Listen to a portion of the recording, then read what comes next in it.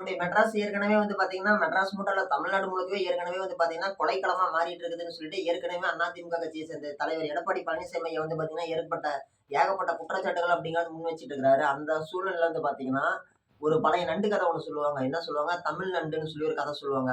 ஒரு நண்டு மேல ஏறுது அப்படின்னா, இன்னொரு நண்டு கீழ புடிச்சு இழுத்து விட்டுரும். ஒருத்தன் முன்னேற விடமாட்டாங்க நம்ம தமிழ்நாட்டுல. தமிழ் மக்கள் வந்து பார்த்தீங்கன்னா, இன்னைக்கு இந்த மாரி மாறிட்டு வராங்கன்னு சொல்லிட்டு ஒரு சில கருத்துக்கள் அப்படிங்கிறது சில வருஷங்களாவே நிலவிட்டு இருக்குது. அத பத்தி ஒரு காமெடியான கதைகள்லாம் கூட பெரியவங்க சொல்லுவாங்க. அந்த மாரி தான் வந்து பார்த்தீங்கன்னா, பீகார்ல இருந்து இங்க வந்தவங்களுக்கு முன்னாடி ஒரு கிராஷ் மாரி ஆயிருக்குது. அதுல வந்து பார்த்தீங்கன்னா, சில எதிர்பார்க்க முடியாத அசம்பாவிதங்கள்லாம் நடந்திருக்குது. அத பத்தி நம்ம தெரிஞ்சுக்க போறோம். வாங்க வீடியோக்குள்ள போலாம். இதெல்லாம் எங்க ஆரம்பிக்குதுன்னு சொல்லி கேட்டோம்னா, பீகார்ல இருந்து ஒரு நடுத்தர வயசு கூட கிடையாது இளைஞர். ஒரு இளைஞரா ஒரு மனைவி கூட்டிட்டு 2 வயசு பையன கூட்டிட்டு இந்த ஊருக்கு பஞ்சம் பிழைக்க வராரு மெட்ராஸுக்கு. வந்த வாட்டி ஒரு இடத்துல வந்து வாட்ச்மேன் வேலை கிடைச்சிருச்சு. வாட்ச்மேன் வேலை கிடைச்ச வாட்டி அவரு வாட்ச்மேன் வேலை பார்த்துட்டு இருக்கிறாரு. அப்படி பார்த்துட்டு இருக்கும் பொழுது இவரு வீட்ல இருந்து கொஞ்சம் வெளியில போயிட்டு வரலாம்னு சொல்லி குழந்தைய எடுத்து வெளியில போயிட்டு வரலாம்னு போனப்ப, இவங்க தங்கியிருக்க இடம் வந்து பார்த்தீங்கன்னா, தரமணி பக்கத்துல. மெட்ராஸ்ல தரமணி சம்திங் அந்த ஏரியா பக்கத்துல. தரமணி அப்படிங்கிறது மெட்ராஸ்ல வந்து பார்த்தீங்கன்னா, மேக்ஸிமம் வெளி மாவட்டத்துங்கள்ல இருந்து, வெளி மாநிலங்கள்ல இருந்து வரவங்க தங்கியிருக்கக்கூடிய ஒரு பகுதி. ஓகேங்களா? இப்ப நம்ம சொல்லலாம் இல்லைங்களா? இப்ப வந்து கடை வீதியில போனோம்னா, இங்க போனோம்னா உங்களுக்கு பழம் கிடைக்கும். சேலத்துல லிலி பஜார் போனீங்கன்னா, உங்களுக்கு மளிகை சாமான் கிடைக்கும். செவ்வாப்பேட்டை போனீங்கன்னா, உங்களுக்கு வந்து இன்டீரியர்ஸ் பொருள்லாம் கிடைக்கும்னு சொல்றோம் இல்லையா? அந்த மாரி வந்து பார்த்தீங்கன்னா, மெட்ராஸ்ல தரமணி அப்படிங்கிற இடம் வந்து பார்த்தீங்கன்னா, எல்லாருக்குமே தெரியும். இந்த மாரி வெளி மாநிலம், வெளி மாவட்டத்த சேர்ந்தவங்கலாம் வந்து தங்கி இருக்கக்கூடிய ஒரு பகுதி. பெரும்பான்மையான மக்கள் அங்க இருப்பாங்க அப்படின்னு சொல்லலாம். மெட்ராஸுக்கு வெளியில இருந்து வந்தவங்க. அப்படி இருக்கக்கூடிய தரமணில வந்து பார்த்தீங்கன்னா, இவரு பீகார்காரரு. இவங்க ஊருக்காரங்களையும் மாரியே பீகார சேர்ந்தவங்க வந்து பார்த்தீங்கன்னா, அவங்க ஒய்ஃப் கிட்ட தப்பா நடந்து அந்த ஒய்ஃப் கிட்ட இது பண்ணியிருக்கிறாங்க. இவங்க வூட்டுக்காரன் வந்தப்ப பீகார சேர்ந்தவங்களே வந்து எல்லாம் ஒரு ஊருக்காரவங்க தான். அவங்க புருஷனையும் கொன்னுப்புட்டு, அந்த பொண்ணுகிட்டயும் தப்பா நடந்து அந்த பொண்ணையும் கொன்னுப்புட்டு, அவங்களோட 2 வயசு பையனையும் கொலை பண்ணிவுட்டு, 3 பேத்தையும் தனித்தனி சாக்குல மூட்டை கட்டி, கொண்டு போய் மெட்ராஸ்ல வெவ்வேற 3 பக்கத்துல தூக்கி போட்டுருக்காங்க.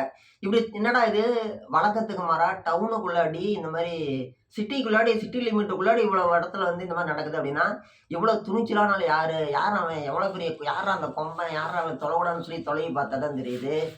அவங்க வந்து யார் எப்படி போட்டு போய்க்கிறாங்கன்னா, டூ வீலர்ல வந்து போட்டு போயிருக்கிறாங்க. டூ வீலர்ல போட்டு போக தான் தெரிஞ்சிருக்குது. வந்த ஆளுங்க வந்து நார்த் இண்டியன்ஸு. அவங்க வண்டி நம்பரு, அவங்க ஆளுங்கலாம் தொலைவி ட்ரேஸ் பண்ணா தான் தெரியுது. இவங்கலாம் நார்த் இண்டியன்ஸு. யார் என்னன்னு விசாரிச்சா தெரியுது. இவங்கலாம் பீகார சேர்ந்தவைங்க. சரி இவங்க அடிச்சு கொன்னது யாரு? அப்படின்னு சொல்லி கேட்டோம்னா, அவங்களும் பீகார்காரங்க தான். சொந்த ஊருக்காரன அடிச்சு இந்த மாரி கொன்னு இது பண்ணியிருக்கிறாங்க.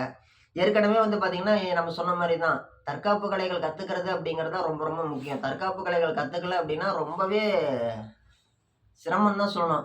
ஏன்னா, இன்னைக்கு ஊருக்குள்ள நடக்கக்கூடிய விஷயங்கள்லாம் வந்து பார்த்தோம்னா, நம்மள ரொம்ப அச்சுறுத்தக்கூடிய ஒரு வகையில தான் இருக்குது. எதுவுமே வந்து நம்ம வந்து இந்த மாரி தான் இருக்குது அப்படின்னு சொல்லி நம்ம சொல்ல முடியாது.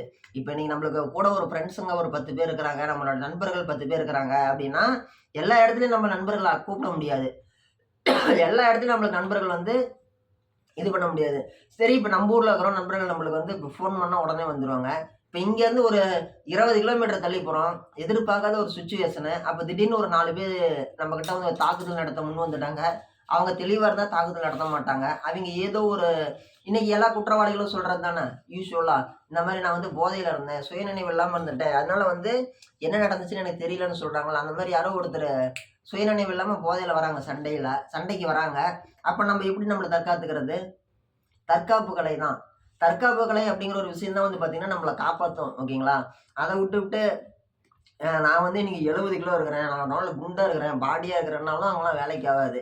இன்னைக்கு வரக்கூடிய சூழ்நிலைகள், வரக்கூடிய எதிர்காலகட்டங்கள் அப்படிங்கிறது ரொம்பவே ஒரு ஸ்ட்ரேஞ்சா இருக்குது. ரொம்பவே நம்ம கவனமா இருக்க வேண்டிய ஒரு சூழ்நிலை தான் இத வந்து பார்த்தீங்கன்னா.